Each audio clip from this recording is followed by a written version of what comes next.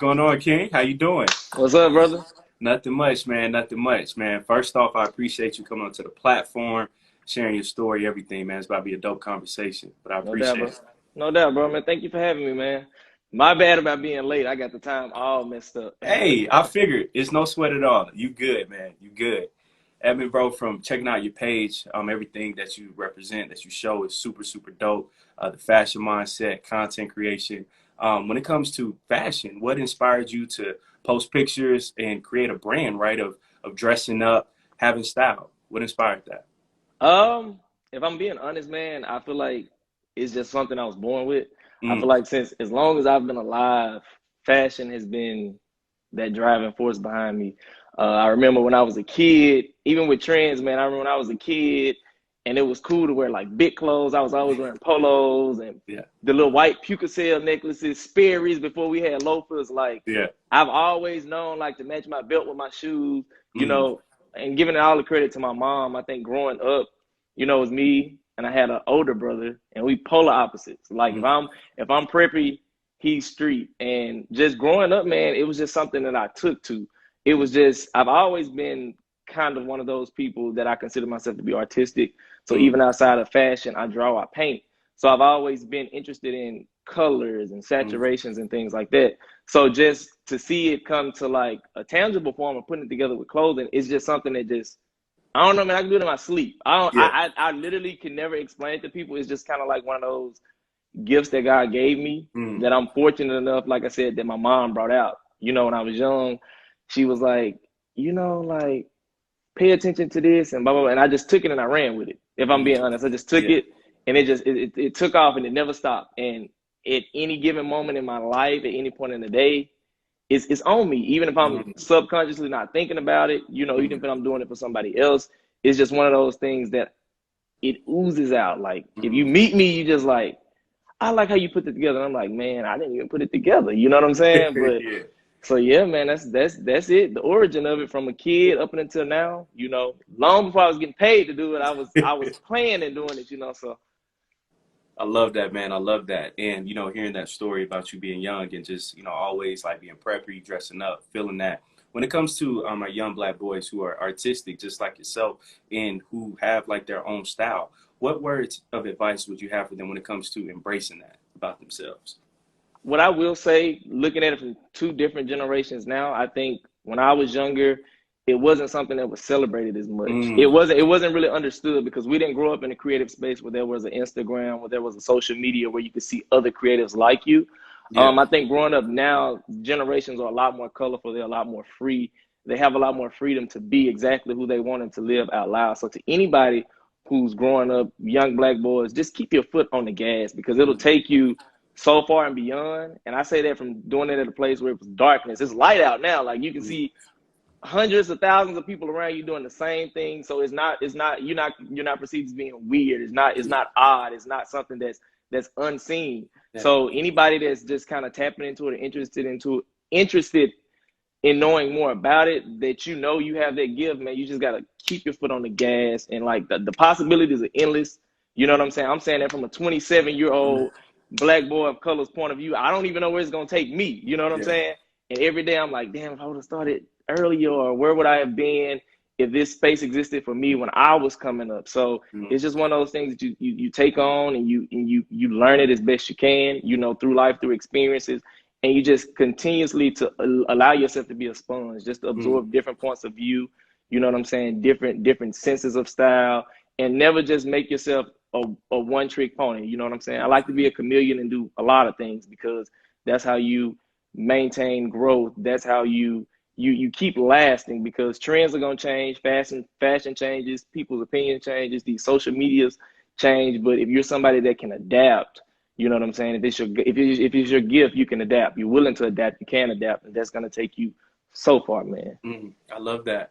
And for people who want to get involved in fashion, because I know now it's like this wave of black boys and black men, starting to dress up more, post it, talk about it, start fashion lines.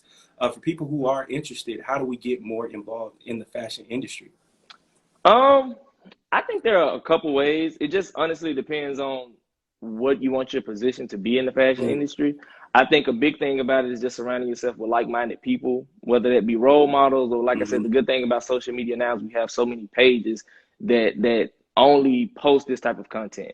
So Yeah. it's like if you're growing up in this generation, oh, I don't really put on clothes. I never knew what to wear to prom. I don't know what to wear to a job interview, et cetera, et cetera. It's so many resources. Mm. So it's so many different people you can look up to and admire. So many different pages that you can find, even as it pertains to jobs in fashion. You know what I'm saying? Like a lot of times in the shared creative space now, you can hop online and look at listings. If someone just needs an Mm. assistant on set for something, if someone just needs a personal stylist, a personal shopper, and even if it's something that's completely foreign to you, you have so many mentors like myself and other people who really want to pour into that younger generation or even that millennial generation of people who just don't know but want to.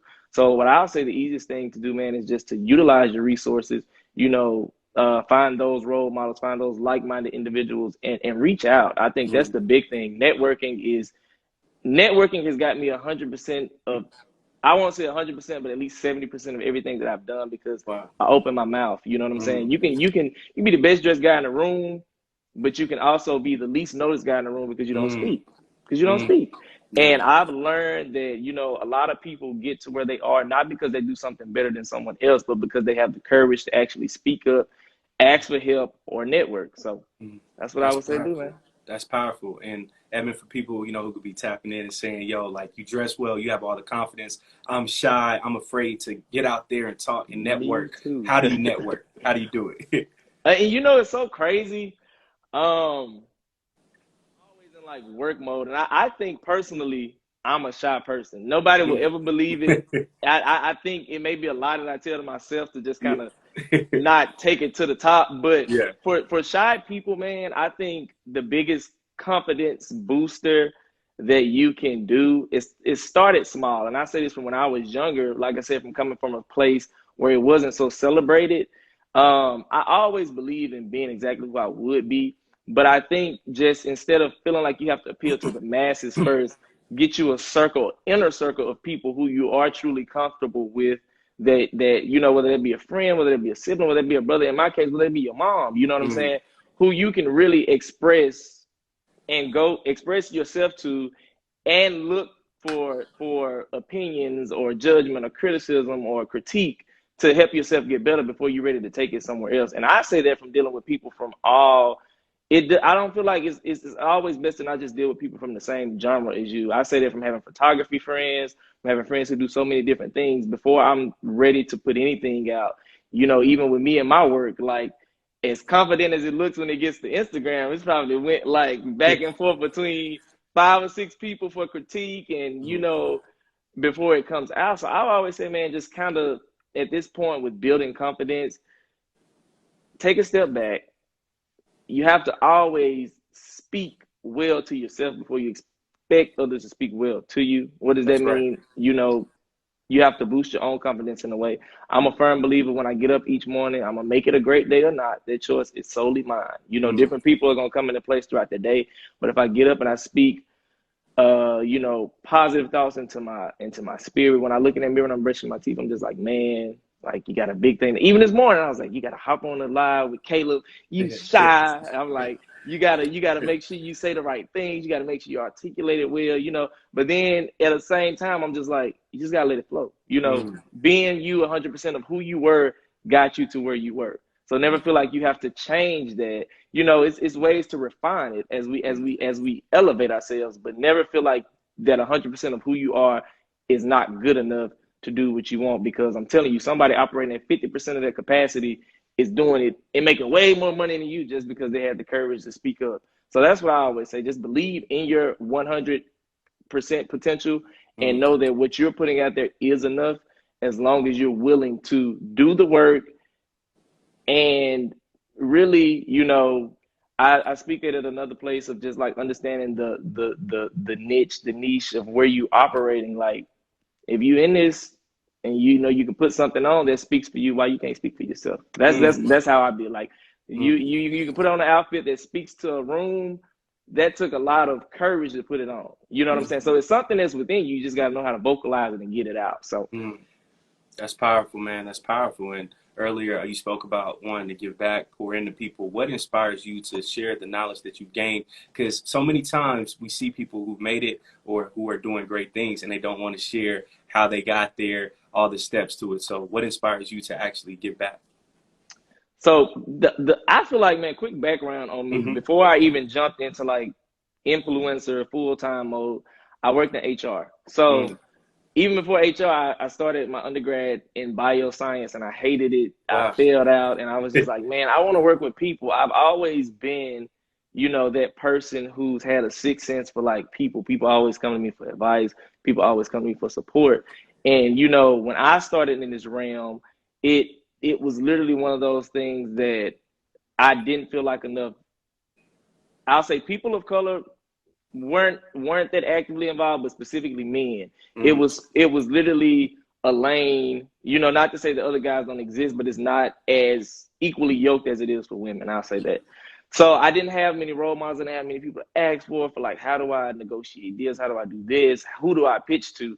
And when I started, having success with it, my whole mantra of doing anything, even if it was on social media with me putting on clothes, is always to give back, because I've always celebrated people who've given back to me along my process, and I just feel like it's my due diligence, it's my God-given Mm. talent to give back. Like, I literally feel like I was put here to be a humanitarian. I was put here to be a giver. That is my purpose on this earth in some capacity. So, even when it was smaller and it was just me dressing guys for prom or helping somebody do this, then the other, as it elevated and it got to a place that I started to learn how to monetize, I was at that place where I was like, even a part of my mission statement is helping millennials maximize Mm. their lives in all capacities, because that's what I want to do. Even if it's not just fashion, I think, with coming through a pandemic and everything, because that's what sparked my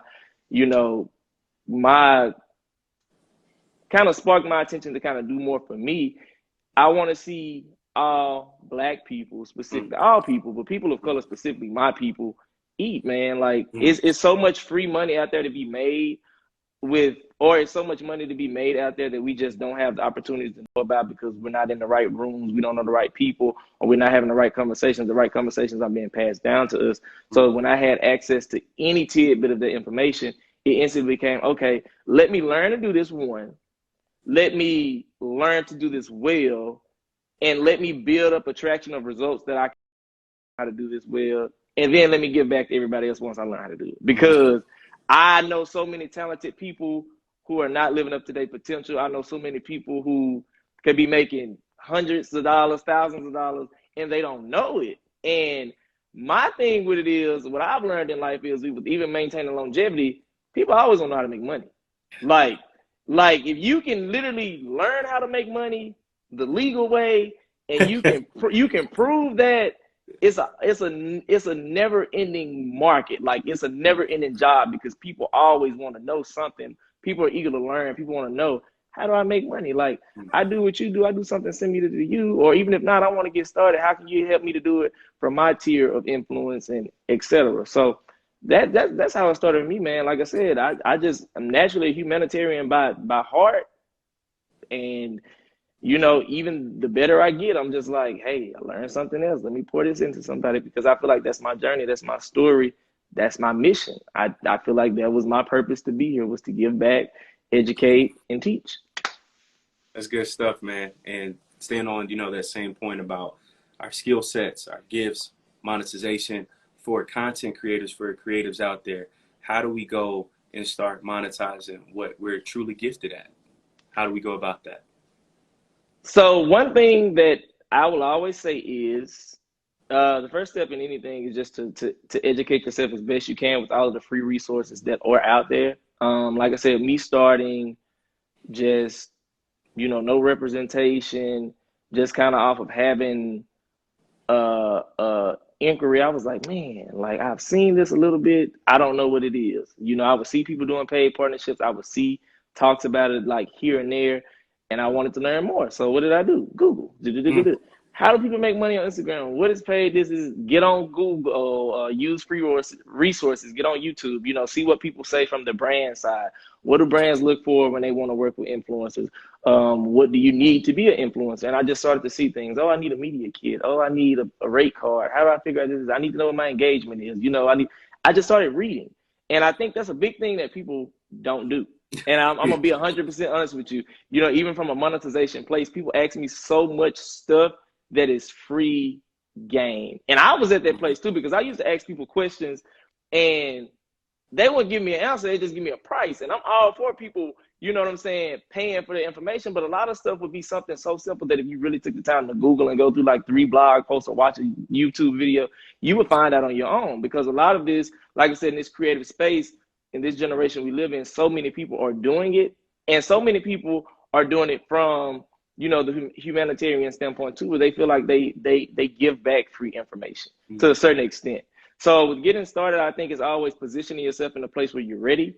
I say that because, you know, I started full-time probably July of last year. I had booked my first job by like August. It went live in September. And I really had to ask myself what consistency looked like to me. I was always at a place, you know, where I knew I could put clothes on. I knew I had great engagement, but I was working a full-time job.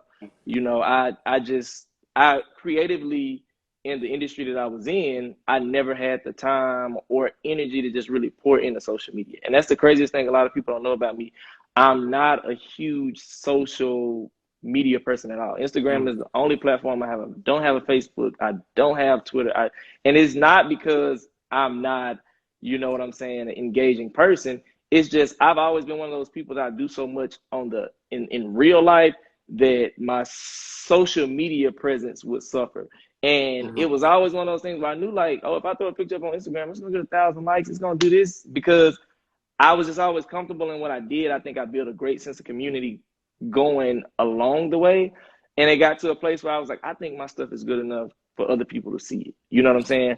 I was finally at a place where it wasn't even about a comfortability. I was just like, man, like, let me bet on myself. Let me take this risk and like do everything that they said I need to do in these videos and send out this to somebody, because I think my stuff looks good. I believe in my stuff. So let me see what somebody else thinks. And honestly, you know, when I did my first pitch, I probably sent out like 18 pitch emails, blah, blah, blah. I was on fire. I was like, I need to do this. And I waited, and I literally probably got 3 back. You know what I'm saying? Yeah. Like, and I was like, it didn't discourage me. Yeah. It didn't make me think that like, oh, because the other 15 people didn't think I was as dope as I am in real life, that I had to stop. I was like, no, this is something that I'm a novice and I'm a beginner at this. So until, you know what I'm saying, I'm grateful for anybody that gave me a chance in that space, because I was like, okay, you believed enough in me to see what I can produce. And that was a challenge that I accepted, because I said, okay, for y'all other 15 people who want to work with me now, guess what? I'm going to just continue to work with these people that will, and I'm going to put out great stuff because I know how to, you know what I'm saying? Because that's my gift. And y'all going to see it, and y'all going to come back and work with me in the future. And that's usually what's happened. I positioned myself to put myself in a space where I knew what I had was worthy of showing. I tell people this all the time, even when I do my consultation calls. We always start with a social media audit, an Instagram audit of your page, because I'm 100%, you know what I'm saying, a believer that you can have all of the skills and be ready for something, but if you're not presenting it, the package the correct way, you may not get the response that you want. So, you know, a lot of people have great social media engagement just through the years. You may have been popular in college, high school, you know, around your state, whatever.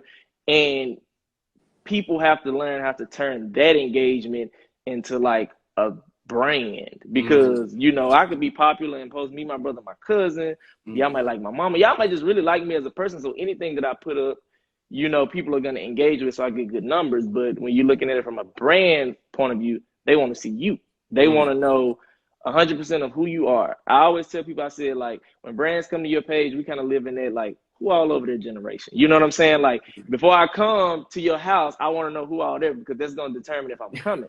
What does that mean? When a brand comes to your page, they want to see you. They want to see you. You know what I'm saying? They want to come there. They don't want to say, like, oh, this your mom, this your brother, this your dog. Like, who all of this? I can't get a clear brand identity, a clear identity of who Edmond Parrish is as a person with so much clutter on your page. And even though it may have done well, or maybe those may be all parts of your story, your journey, is learning how to verbalize that, or learning how to put that out in ways that it's marketable for you. And it's not saying, like, you know, even with my social media, it's not all me. Like, yeah, I can put other people up, but maybe there's something that needs to be a highlight. And maybe I just need to drive conversions to that from my stories to tell people like, hey, look, you want to see what goes on behind the scenes? It may not be something that's in feed worthy, but you can still use it. So I think with getting started, man, cleaning up your page, going through there, doing an audit.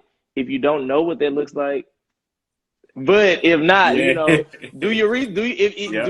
do your research and see Yeah. like what do other people that's working in this space, what do their pages look like? What do their bios look like? What do their abbies look like? Because ultimately you're creating an online digital resume. Mm. So you want it to be a clear indicator of who you are as a brand. Once you got that set up, man, find you some household names around your home because those are going to be the brands that you can pitch to the best. When I started, I heard it. I can't think of her handle now on YouTube. She was like, walk around your home and just take down a list of anything, whether it be bathroom, home, anything that you use the most each day, because those are ultimately the brands that you can pitch to because 100%, they product front and back, you can speak to it from a real world perspective.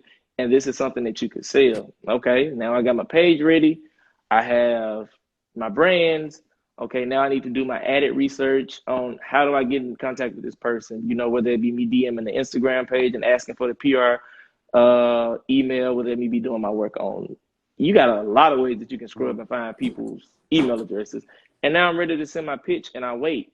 But streamline, shorthand, that's the process, finding out that I need a media kit and stuff like that. But that's what I would say the quick way of getting started is just to do your free research first and let that get you as far as it can get you.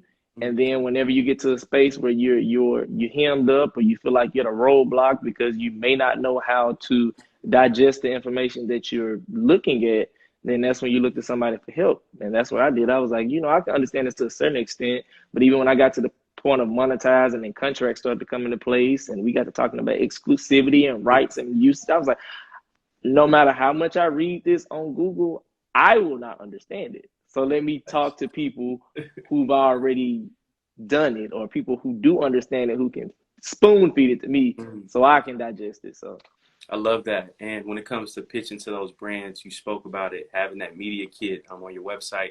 I saw it for like consultations. You got to have that kit. Can you break down the importance of having a media kit, please? Oh yeah, man. Like I said, your media kit is literally think about it like this, and this is what I tell everybody. Okay, you can get all of the information you need, and you can have the email address, but what do you do with it? Okay, you speak to someone on social media, maybe. That's a social media manager. That's not a PR person who's gonna, know who to give that information. They may pass along, they may not. So when you email someone, email doesn't have a face. It may have a nice bubble, whatever. You can see my picture. You know nothing about Yeah. me. And then when I send you an email, like I know from anybody that's ever worked in corporate America, emails are the easiest thing to ignore or forget because it's just black and white text. Like you just reading something. So the purpose of a media kit is to kind of put something in someone's face to catch their attention. It's like I could be this dope content creator, this amazing person, you know what I'm saying, in real life, and no one will ever know it. Maybe I don't know how to communicate it that well in words. You know what I'm saying? Maybe I'm not a poet. I'm not a journalist. Maybe I don't know the verbiage to say exactly who I am, but I can show you. So now with this media kit, I put this out, I attach this to my email or however I want to do, and now people can physically see me because, it's interactive. It's my best work. It's going to be a brief bio of who I am. You know what I'm saying? This is Edmond Parrish. This is my brand. This is what it stands for. It's going to have my analytics right there for you. So I did the guesswork. You don't have to do all that math. It's like, oh, this is my engagement. This is my average likes. This is my average comments. This is my reach. These are my impressions. Boom. Okay, if I've had past campaigns of people that I've worked with, it's right here for you to see. And then I may put snippets and, other interactive colors and things, pictures of me, pictures from those campaigns for you to see, because now you know what I'm saying, what you're getting yourself into. And like I said, we live in that generation of social media, of just having a CCC.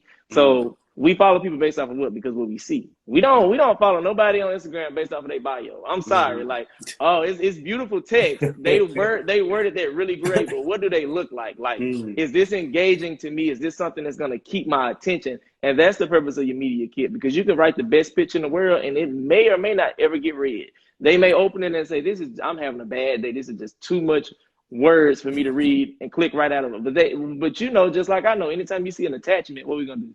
Click. Yeah. So what's this? Let me open it. Oh wow, who is this? Like, this is a lot to look at. Let me scroll this. You know what I'm saying? It's a lot more digestible in these 3 sentences. Edmond is a menswear lifestyle content creator, whatever. Okay, now I'm interested. I might give this guy a chance, because you know what I'm saying? He does identify with our brand. He is the type of guy that we would like to, you know, bring on board. This is the type of market that we're trying to reach with this campaign, and they would never know that through words. So I definitely say that's the importance of a media kit, because you will miss out on great opportunities because people don't like to read, man. Like, that's it. Like, I don't know how else to tell you. People don't want to read. So that's real. That's real, man. Earlier you said something that was very important as well about building community. I know right now from COVID, everybody's been posting more content. We've seen a rise in content creators, but how do we not focus so much on the followers, but focus more on building a real community on our pages? The biggest thing that I was always able to sell, even when I was working with huge brands at my micro influencer level, was selling. I was always great at numbers, analytics, engagement, the things, sticker tabs, swipe ups, whatever. And how does that start? It's building community. I think people get on this app for the same reasons. I think Instagram is very symbolic of real life. You know, you meet a lot of great people who may be the best people in the world. They just won't open their mouths up to speak to you. So how do you drive engagement on social media? I think it's a lot of small things that people just ignore. They kind of make you come off very egotistical, like, oh, I comment on your picture, you can like my comment, but you can't comment back. You know what I'm saying? You lose people that way. And you know, I think people from a personal standpoint with growth, and even from like the influencer side with growth, it's the same recipe with building community. You have to give love to receive love. And I was always like that, even to this day. You know, before, it was guys that were bigger than me. It was people that I was inspired by who I went into it knowing that maybe my content is not at a place, maybe my, you know, stuff isn't at a place where they may want to follow me back, but that doesn't mean I'm not going to support them, because I'm inspired by them. When I look at their feed, it makes me feel some type of way. When they put this together, I really think it's dope. You know what I'm saying? And I think a lot of people just have to get off their damn high horse of thinking that, you know, yeah, I'm the shit in real life. Pardon me. In real life. You know what I'm saying? In real life, but you may not have any presence online, and people have to stop that. I think we go through our whole lives. Like, I was popular in college. Everybody know me. And then when you get on social media, maybe you just don't know how to take good pictures, and the nerd did. You know what I'm saying? And they have crazy social media engagement. And it's just from learning that people cannot feel your personality through a photo. Speak on Insta stories. You know what I'm saying? I'm a big stickler about being on myself about that. Is because, like, I don't document enough of what goes on in my real life, because I used to be at a phase where I was like, oh, if I'm not made up, if I don't look like this when I get on Instagram in the morning, like, people don't need to see that side of me. But people want to see that side of you, because people want to know that you're real.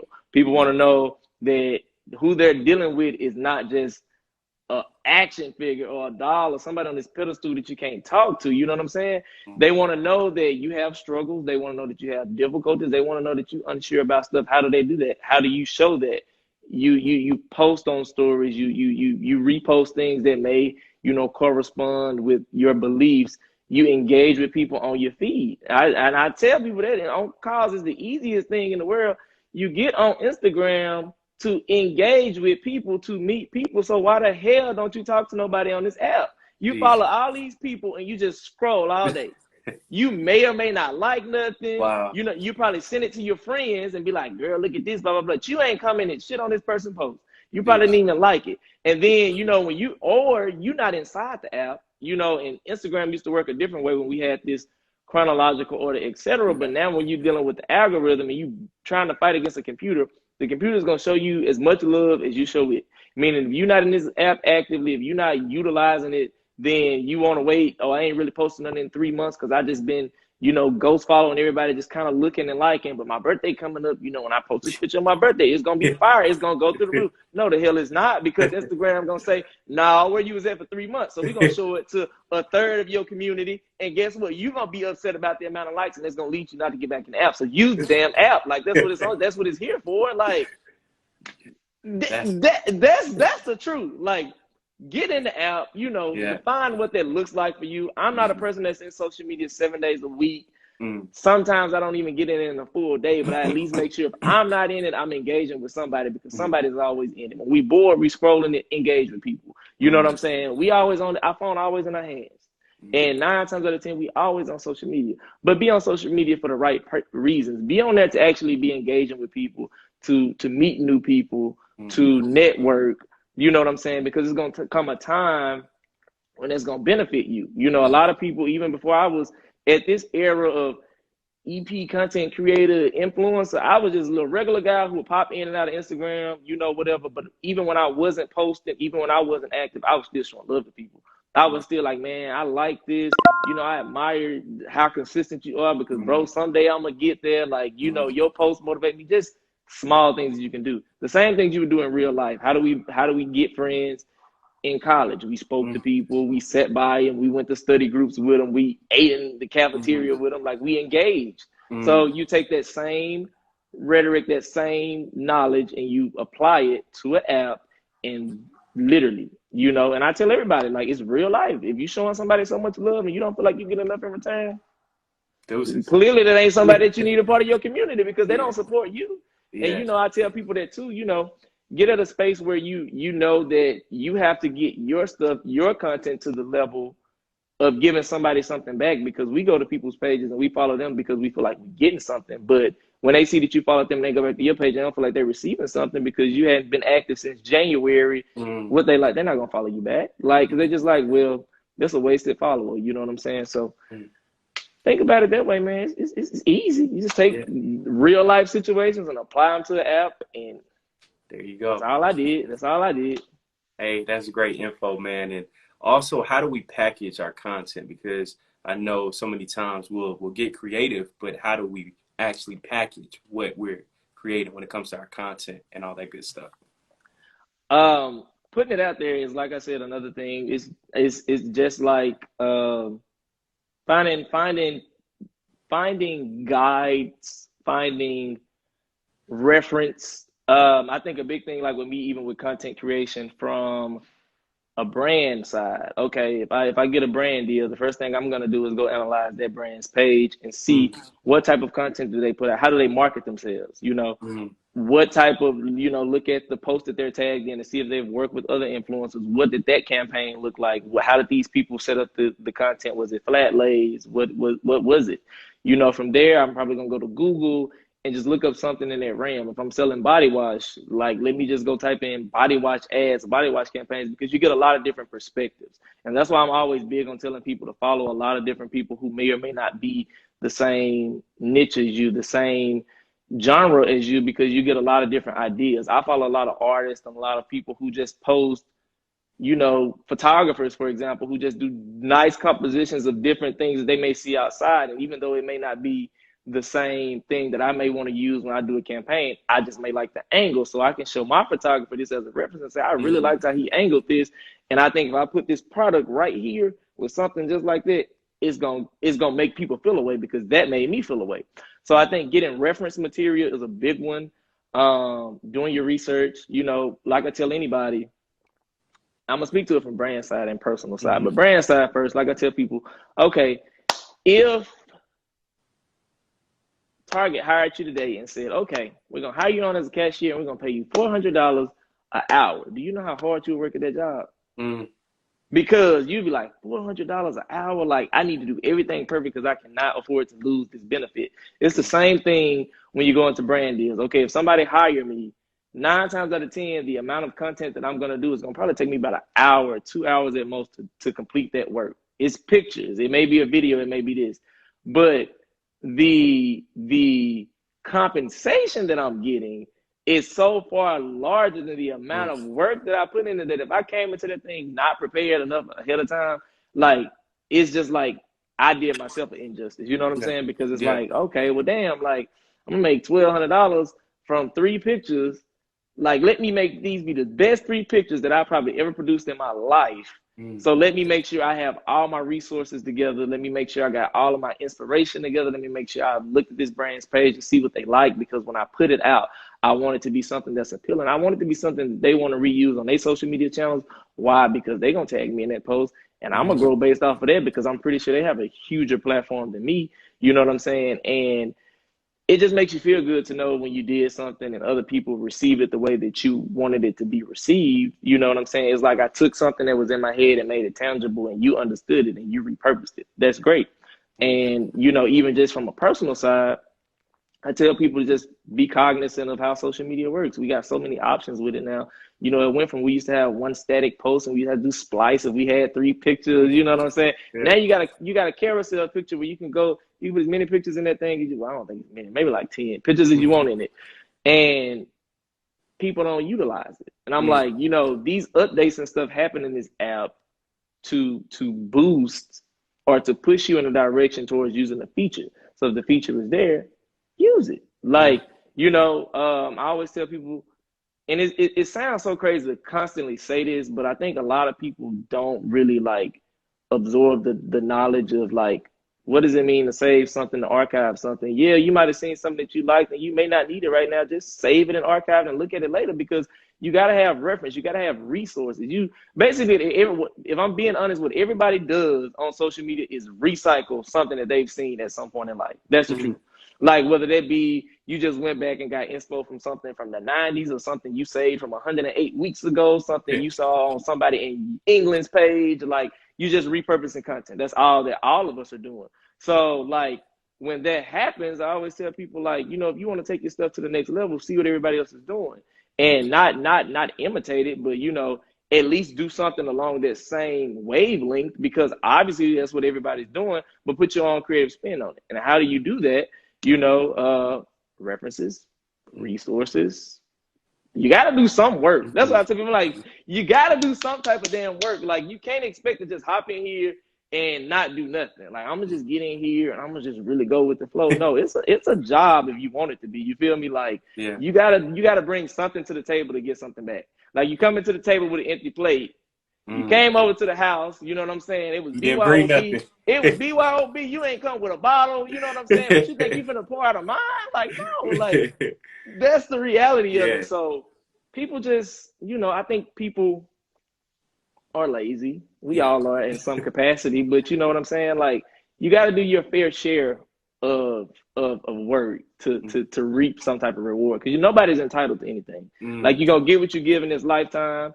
You know what I'm saying? If you're willing to put in the work, that's what I always tell myself. You're willing to put in the work, be consistent, you know, find stuff that other people find to be appealing, you're gonna receive some results. But if you get in there and just be lazy and just think, oh, I don't feel like doing this, that's too much work, I'm gonna do what I want to do and y'all gonna like it, good luck. Mm. Good Man, luck. hey, this is good, man. This is good. And for content creators, and speaking of being consistent, who are being consistent, but feel like their brand isn't growing fast enough, how should they keep pushing, and what words of advice would you have for them? Be patient, because I feel the same damn way, y'all. Listen, Mm. I tell people this, okay. I've been on Instagram since 2012. It is 2021. Almost 10 My years. Almost a decade, and Yeah. I have 11,000 followers. Okay, it's like in a year I met 1,000 people. I wish I had my calculator. I mean, the math in a month, that's probably like what it. The numbers are horrible, right? Yeah. But I tell people this: I got consistent, and what I mean consistent, started utilizing and started practicing what I preach now, because I wasn't preaching it at first because I wasn't doing it. Mm. And it in like last year, when I pitched to my first brand, I had probably like 6,500 followers, and now I have like 11.2. So that's like almost 6,000 people in like 6 months. So I went from reaching 1,000 people in a year to 1,000 people in a month. Mm. You see the difference. Yeah. So in terms of growth, what happened with it is it was a level of patience, but like I said, it took some things from me. It took me to say, if I really want to work in this space, if I want to compete in this space, I have to do what other people in this space are doing, what they're doing. They showing up. Anybody that I was ever wanting to compete with, I guarantee you I can go look at their feed and they probably posted 3 times this week and I ain't posted one. Whether the shit they posted was trash, whether I feel like I could put on a better outfit, whether I feel like I look better, they still did something I didn't do. One. Engaging with people. I used to stay out of the app because I told you I'm not an appy person. Like, you can ask my friends, they beg me to get on Twitter, they beg me to get on TikTok. They like, man, get on all these apps. I'm like, I'm not an appy person, and I have to do what works for me. I probably could kill the shit out of all of this, but I promise you, like, I would rather do one thing really well than just half-ass do a lot of stuff to appease everybody else. That's two. You know what I'm saying? And then it's just sharing people's posts, you know, making people know that you actually support their content, taking it further than the comment section, because I think that's another thing that a lot of people don't do. People don't share people's posts for their own personal reasons. Maybe you done talk bad about them at some point in life and you don't want one of your followers to see that you actually supporting this person's content. Okay, get over it. We grown. Like, you know what I'm saying? Like, if you wanna grow, or like people do that, like we gonna repost celebrities. Rihanna can drop something. Anybody can post something all day.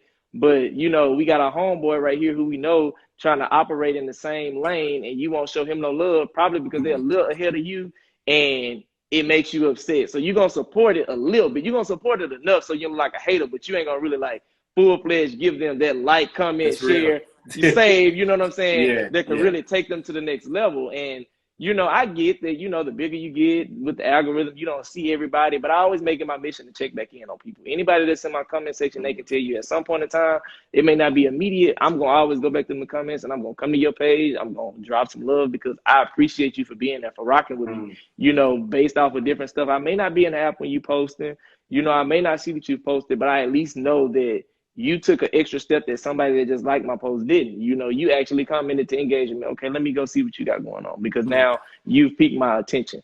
And I think, you know, in terms of growth, it's being patient. I tell people that you got people who will make a viral sensation and get 30,000 followers overnight. And, you know, still waiting on mine. It's gonna come. I hadn't did it yet. You know what I'm saying? But I have to understand, I don't make anything that's worth going that viral. The people that do, one day, you know, I'm gonna have that thing that's gonna just, and I'm gonna be like, damn, I did it. Like, that's literally one of my goals for this year. Like, social media goals. I was like, I need one viral creation this year, whether that be a reel or whatever it is. I like dead ass, and I'm gonna bust my ass till it happens. So I'm gonna pump out some more content. I'm gonna see what the viral people are doing and watch. Mark my words, before this year ends, it's only right. Yeah, you have to set goals for yourself. I tell people, I'm like, I'm gonna hit 20,000 followers before this year ends. How am I gonna do that? I'm gonna bust my ass and do everything that I'm practicing and preaching to everybody else. And we're gonna make some stuff work. But that means me being a little bit more consistent. So guess what? Y'all think I'm operating at a high capacity now? It's got to go up. You know what I'm saying? Like, I gotta do more. Like, that's just my own goal, because that's the space that I'm operating in. Like, you have to know, like, who are your competitors? I tell everybody, who you trying to keep up with, or not even who you trying to keep up with, but where are you trying to take it? So you gotta work at that pace. Like, somebody else might need to just get to your pace, but you got to get to a higher pace where everybody think you're doing so much. No, you got to do more because you want more. And with growth, man, like, you either going to do it a couple ways. You're going to be patient and engaged and, you know, keep doing it for month over month, and people going to like, comment, subscribe, share your posts. You're going to get followers that way, or you're going to really pick up on these trends, whether that be in reels or whatever, and you're going to start doing some shit that's going to get you seen, honestly. And you're gonna get them that way. So I mean, it ain't hard. It requires patience. It requires patience, or it requires you to just do something that no one has done to attract a lot of people to it. That's really it. That's the formula for it.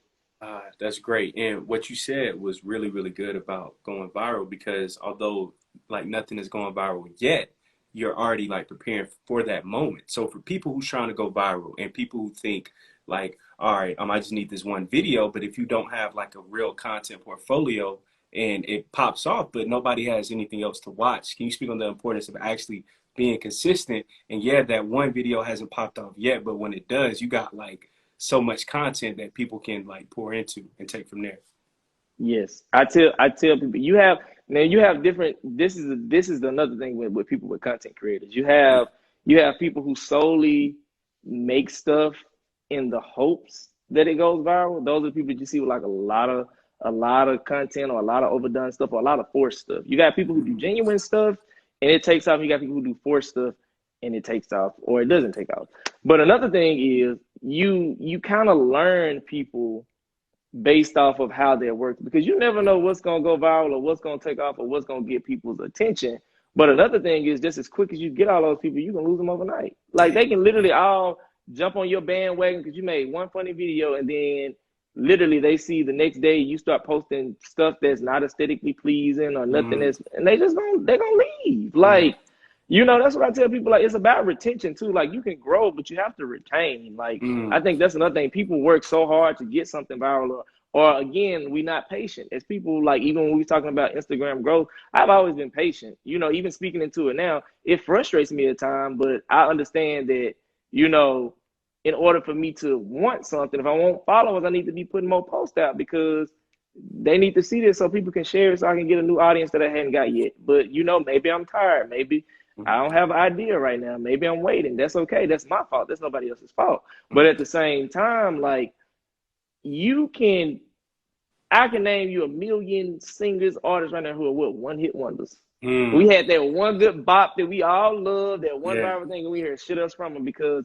they didn't know how to maintain it. There was no continuity in it. There was no maintenance. They just literally did something that was literally tasteful at that one time, and then nobody cared. Like, the thing with it is, even before anything happens, like I tell people with content creation, you should always be producing just because you want to produce. You shouldn't be producing just because I'm making this because it needs to go viral. Like, no, if you want to be on this app and you want to be doing all this, you should be doing that consistently just because you want to, and that's where it is with me. Like, I make content because I want to, not because, because I have to.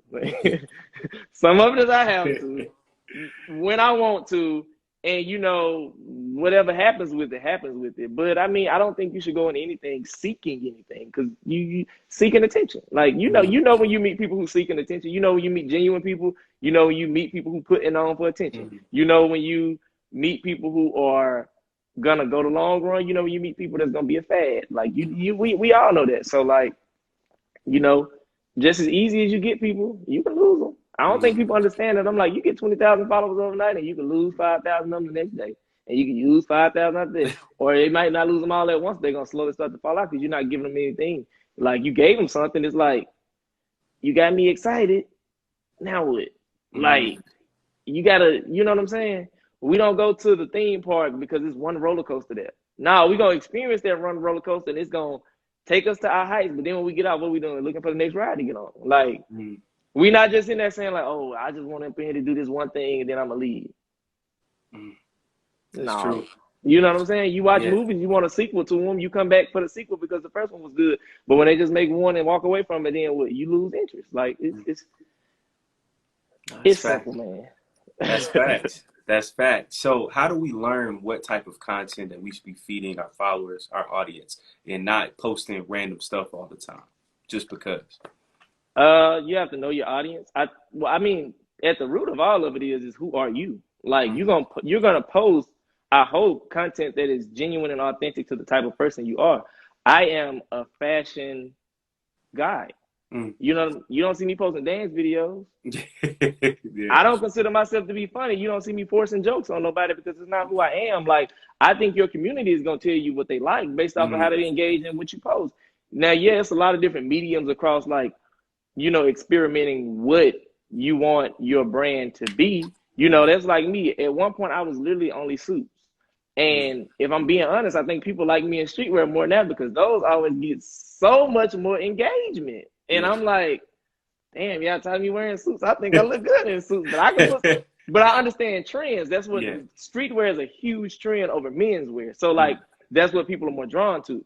But I had to test that out. Like, it wasn't me like, let me just give up on what I'm known for and just post all sneaker pictures. Just said nothing. No, I was very strategic about it. And even now, moving into sponsored content, I still try to make sure that my sponsored content, even though it's promotional, that it aligns with how I post my stuff. Like, I want to make sure that no matter what I'm promoting, that my outfit is still going to be something that you pay attention to in the picture. You know what I'm saying? Because y'all know me for fashion. So just because I'm promoting something and I just go put on some BS, like, you probably not going to support that and it's not going to get good engagement because that's not who I am as a person.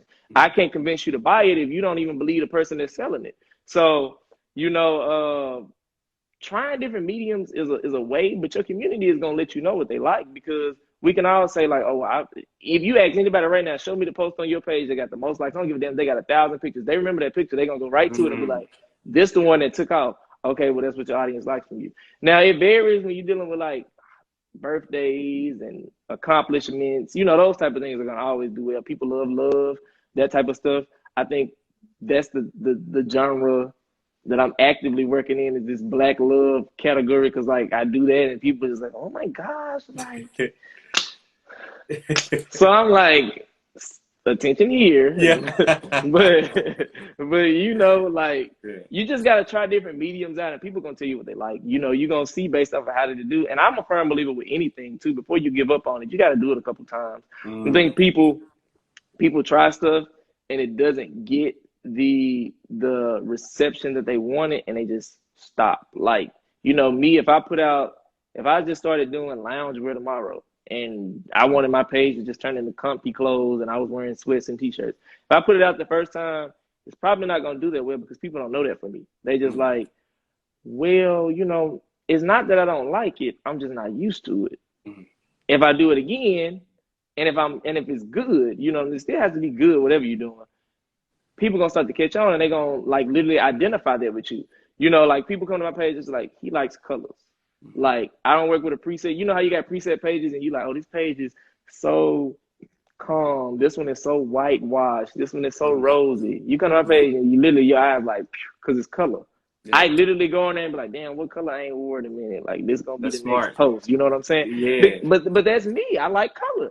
Yeah. Some people don't like color. They just like, no, you do too much. I'm a minimalist. Okay, well, this ain't the community for you to join, baby. Listen, whenever you want to spice it up, holler at me. And whenever I want to tone it down, I'll holler at you. But at the same time, like, you gotta like try different mediums a couple times to know what works. That's just like even with reels. You can't just post your first reel and because it don't do well, you gotta say, oh, reels were made for me. I'm not a reels person. No, you just gotta do a couple. You gotta keep doing it, because you gotta get people used to what you're putting out. You know what I'm saying?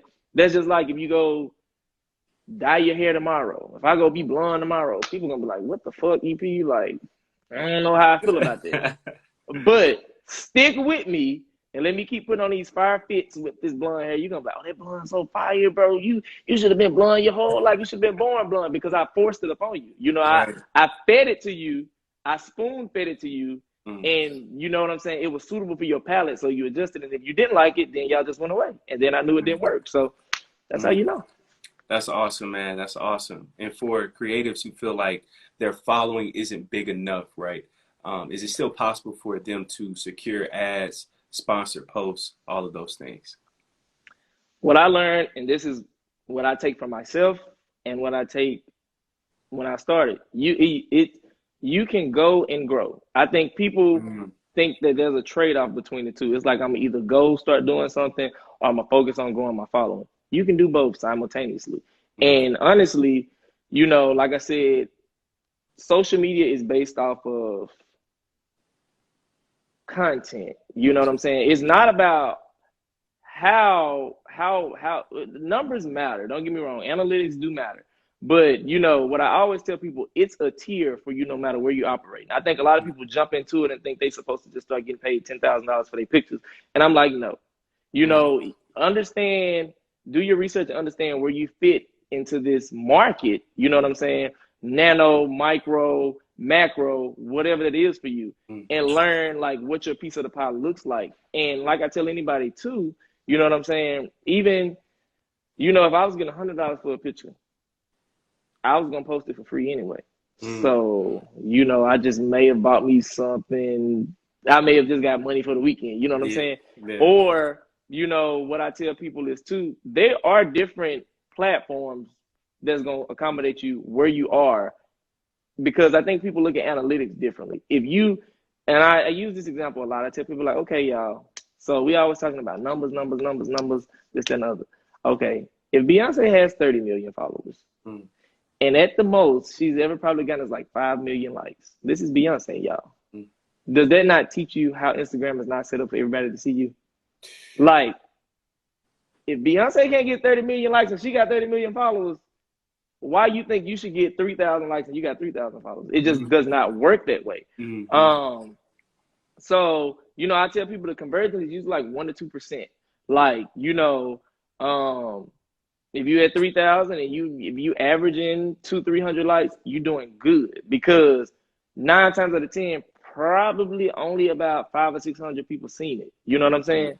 That's the truth. Yeah. And I tell people, like, you just got to understand, like, one, what brands you're trying to work with and what tier of influencer they looking for, because you have them out there, they work with influencers at all tiers. But at the same time, just understanding where you are, you still have to meet a certain qualification. That's the other thing. You can't, just because you're smaller. I hear people say this a lot when I have conversations. I'm small, I can't pitch. You can pitch and you can get paid. You may not can negotiate such a high rate, but you can get paid something if your content is still there. You know what I'm saying? Because brands still gonna use content. Like, that's the other thing. When they set up these marketing budgets, they go on and looking for tiers, tier 1, 2, and 3. Like, how we got a set amount of nanos, micros, and macros with most campaigns. Sometimes they only want to work with people who got 100,000 more. Sometimes they only work with 10K for, 10K more. But what you learn is a lot of brands like to work with, and this is where where I was able to capitalize. A lot of brands work more diligently with smaller base influencers. Why? Because you have a closer connection to your community. Yep. Like, that's the truth. Like, the bigger you get, the harder it is to engage with everybody. If you get 100,000 followers, they may or may not be bots. They may or not be bought. You know what I'm saying? Like, it gets a lot harder because I can't see how you engage with these 3,000 people in your comment section. But when you right here and it's 10,000 and you got 100 and some comments and you can talk to all of them, I see that love. You know what I'm saying? It's not a lot of spam there. I see how they support you. So this is the other thing. Okay, I can give somebody who has huge engagement a product to sell. And although it may be good, do well in likes, it's not going to do good in conversions because there's no community there. Versus me giving that to Edmond and his 1,500 people, and maybe 50 of them are going to buy it. So would I rather pay Johnny $50,000 to post it and they get 50,000 likes and I sell 5 of them because there's no community there? You know what I'm saying? It's bots, it's spam, it's just a lot of stuff.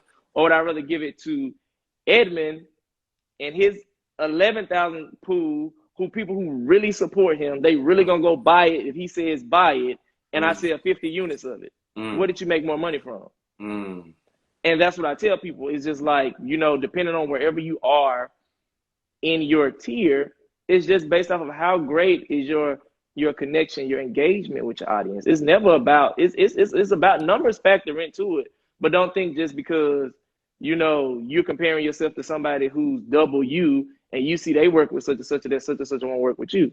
Because I used to, and guess what I would still do? Go pitch to them. That's right. And if they said no the first time, they damn sure probably came back. Like, listen, I tell people, I'm an advocate for getting on these big brands' asses because I got some huge ones finna roll out now. And I'm like, y'all thought Doritos was something. I'm working with the brands that these boys that got 100,000 followers ain't even working with. And I'm going to tell you how to do it, because you just got to literally go in that thing and like,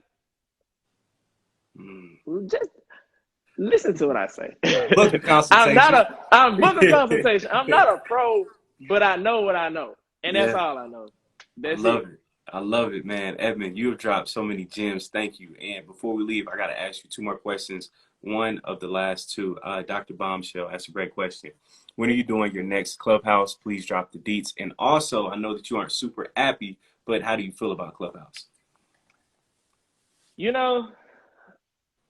I'm challenging myself this year to be more appy in like beneficial apps. And what do I mean by that? I try to use my time wisely. So I will say, like, Clubhouse, I've spoken in maybe like 3 or 4, 5+ rooms in Clubhouse by invite when people ask me to join Clubhouse. And I have booked jobs out of Clubhouse. I've made great connections with PR people on the PR marketing side or just other influencers in Clubhouse. And I always challenge myself to say, I need to get in here more. I need to host my own rooms or whatever. I don't know why I don't. I'm just, like I tell you, you have to meet people where they are. Like, I know who I am, and I know like where I struggle. So I tell anybody, like, if you're looking for me, Instagram is probably gonna be your prime place to find me. Yeah. But with Clubhouse, I don't know. I think when Clubhouse first started, it was iffy because a lot of people, it was invite only, so a lot of people didn't have it. And then, if I'm being honest, I feel like there has been a huge decline in Clubhouse, like present day. I don't feel like we hear nothing else about it anymore.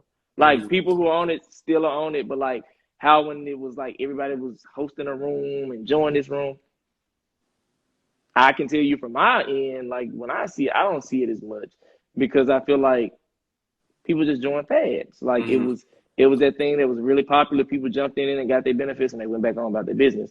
Right. But for Clubhouse, I don't know. You know what? And you know what? Now that I've done live, because I'm the same way with live, people want me to get on live all the time. And like, I'm not perfect. Yeah, I don't know shit. Like, I could do a lot better with certain stuff, with getting information out. But like, I'd be having a lot going on behind the scenes. But that's no excuse because we're taking it up this year. But what I will say, I would probably poll it on my. I do owe everyone alive because I was supposed to go live a while ago and we just had technical difficulties and issues that it never happened. So I can't promise that I will do a Clubhouse, but I will probably take a poll on my IG stories probably tonight and just see, get some opinion and insight on about what people want to hear and see what's the best medium for me to disperse it. And then we'll do it. But anyone who does, like I said, if you're looking for me, DM me. I know like people like to get on Clubhouse because you can talk, it's easy to digest, it's better than texting. But I'm the type of community you can ask people to FaceTime me. Like, you don't have to know me. Like, what's up? This is such and such. Like, okay, yeah, what's up? Like, because I'm always moving, and I don't try to, like I tell people, like to a certain extent, you can pick my brain until I feel like you ask too many questions. Then I gotta charge you. But like for enough like general, call me. Yeah. Even if you don't want FaceTime, call me because I may not get on live and I may not get on Clubhouse, but I am still accessible and you can reach me. So. That's good, man. That's good. Before we leave, where do you see yourself, Edmond, your business, your brand within the next 5 to 10 years? My 20 will be like 32.